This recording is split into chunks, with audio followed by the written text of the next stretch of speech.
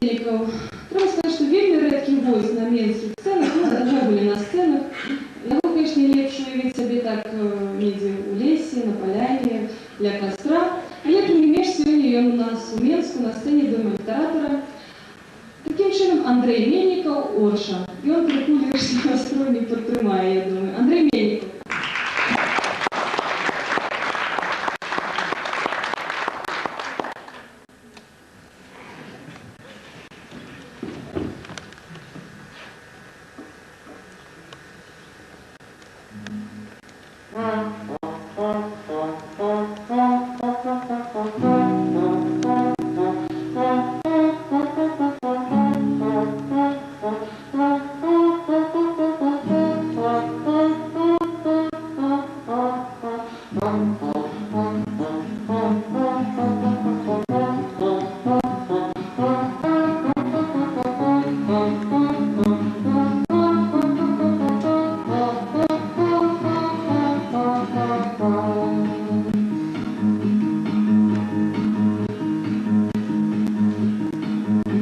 Хай ускресне наша слава, хай живе Литва держава, хай живут твои герои у серцах сучасних воїв. Ой, недельку пораненьку, взошло сонце хмарненько, взошло сонечко над бором, понад сельським топором, а у топори труби грають, а у топори труби грають, а у топори труби грають, та вояцької наради зазивають, стали ради отбивати, откуль Боже здобивати, аті з поля, аті з лісу, аті з річки невеличкі, а у недельку пораненьку, а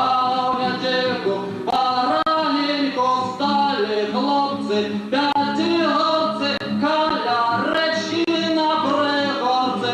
Кучала, як наша слава, тут так пропала, вода иссыхала до скончания свету, что нашей славоньки уже нету. Слава живот Жемужоня, Горыша слався князь Острожский, да усходних меж Русей, да святыня у Византии, да у Коршини та Криму, да Іспанії та Риму, та Єрусалиму слава Божий ужо, не Горыша слався князь